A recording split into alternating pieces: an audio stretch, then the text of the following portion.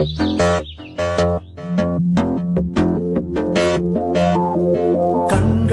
உன் வீட்டு பெரியவங்க வாங்கிட்டு வர சொன்னதா சொன்னேன்.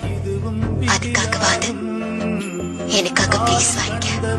பிரிந்ததை சேர்ப்பது இறைவன் செயலாகும்.